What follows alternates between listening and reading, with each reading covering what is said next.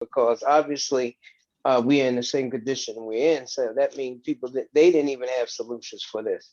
But I'll say this much: we have ideas and solutions for the problem. It's just that once we're in, we can show the intelligence and the work that's been done over the years. Also understand this: I've been outside of the union. I haven't been part of an administration, but let me tell you this: the issue about cleaners getting time and a half for snow duty, I fought for that for almost 10 years. And when Samuelson came to me at a mass meeting and asked me, could they use it? I told him, yeah. I wasn't being selfish because wanted to jump up and down and say, oh, make sure you put my name on it. Make sure Staley did it. It was about us doing the work and not being paid properly. So there's plenty of issues that I could bring up that's been and ideas that have been used by the union itself that I've came up with, and they're just not giving me credit for it. And I'm fine with that because I'm not crying about it because there's a lot of other ideas that are even better that I can use to improve this department way better than it has been for the last 25, 30 years. Let me ask you a question. You, as Anthony Staley, what do you bring to the table that can change the culture of this department? Well, first thing, I got 27, almost 28 years of experience of on the job. As far as union experience, I got over 21, close to 20, almost 24 years experience as a shop steward and union representative doing work within the union and outside the union.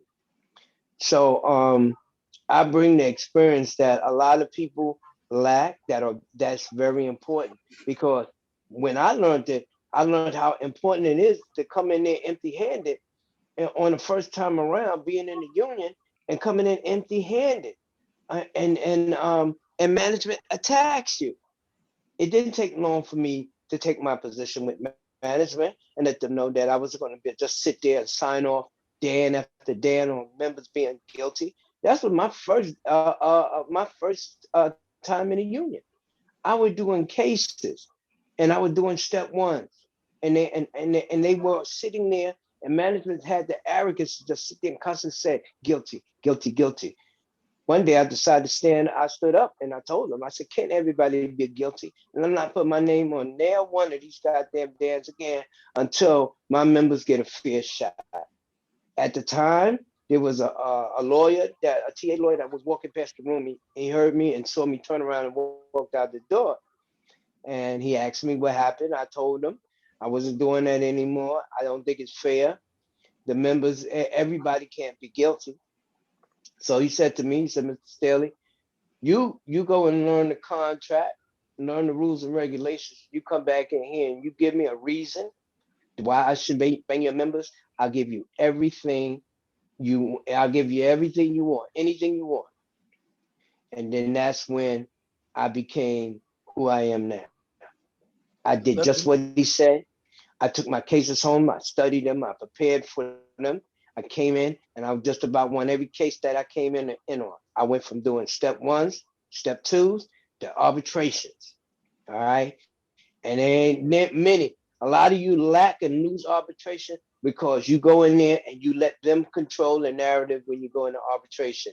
But a lot of you don't realize you could have your fellow co-workers come in there, such as if you have an issue as a station agent and it has something pertaining to the job, you can have a co-worker come in as a witness to explain to the arbitrator the procedure. You're co-signing what your coworker and what he or she has been written up for. You could bring them in for that, and it also state in the contract where people don't realize that you still supposed to get paid for it. You still supposed to get your pay for coming in and to testify on the behalf of your fellow co-workers. This union do not do that for you, and it's in the contract. This is why I said there is a giant disconnect. There was a famous thing that the labor relations used to always do. They used to come in and go over to the arbitrator and show them your record. Really, your record's supposed to be a sponge, but that's a lot, and it should be, and it's true, it should be. But management use these lies to keep it the way it is, because what they want to do is when they bring you up on charges and you go before the arbitrator, management want to walk in there and give labor relations your damn history since forever, since day one, and try to make paint you as a bad employee. Now, if you got a smart union rep, that union rep will walk over there and tell the arbitrator that's not relevant due to the fact that some of these charges, the minor charges should have been removed after 3 years, and the major charges should have been moved at 5, at 7 the most. Should have been removed from here. So you can't judge this man by this record. It would be unfair. See, if you got a representative that would stand up and speak and walk over to up and tell him that's not relevant, and you don't even have to tell. You could tell them all. Make sure you say it to labor relations since they did it, so you could let them know the shiesty move that labor relations just did. You call them out right there. Call whoever hands it to them. Call them right out in front of the arbitrator, and then you let them turn around and take it from there. The arbitrator take it from there, because already you'd improve dishonesty within them because of what they just did. So that puts the ball in your court. It gives you the advantage. So it's a lot that people have to understand and learn when you start talking about putting people in there to represent you. When I say people don't represent me and everybody be sitting around there, oh, Staley just mad because he ain't. No, that's bullshit. Staley know what the fuck it takes to fucking represent me. I know what it takes. Let me just say that if vouch for Anthony Staley, if he knows more about labor than any person that I know. I can just come up with something, be stuck at something. I give him a call, boom, he gives me the answer. So this is something that he's reliable as far as giving me advice on how to handle things or how to feed it to other of my coworkers.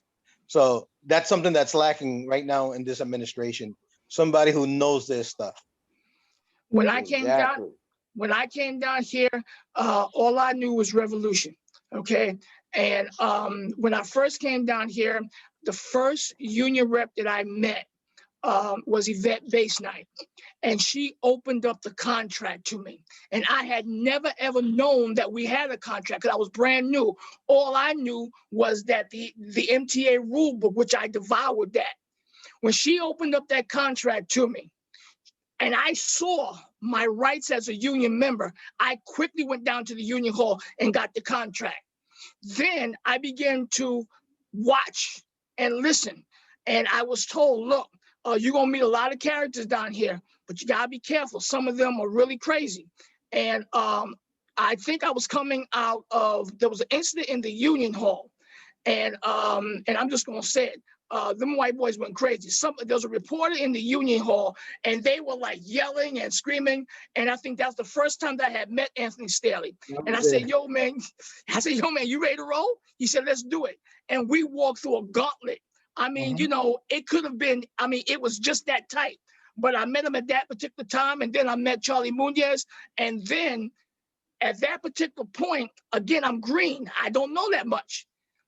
Staley said, look, come with me down to Broadway. I said, can I sit in the meetings? He said, yeah, come on. And I observed how the process was done. So now I'm like, okay, well, let me become a shop steward. Okay. I've been here since 2016. No, 2017, I think. No shop steward class. No shop steward class. Why? How long does it take? Because they don't want a strong and powerful person of color in position. They train shop stewards to be docile, but you know what? The shop stewards is the backbone of the union. Yes. And they don't know the importance of a steward. You know, all this stuff everybody talked about all the years and all the stories they told. told about Staley this, Staley that. Trust me, you know, I didn't care about the respect being out there. I cared about the respect when I walked in to any hearing room or any room, period. And where I had to deal with management. I wanted them to understand that, you know, uh, uh, I'm not, you know, I'm not the stupid one.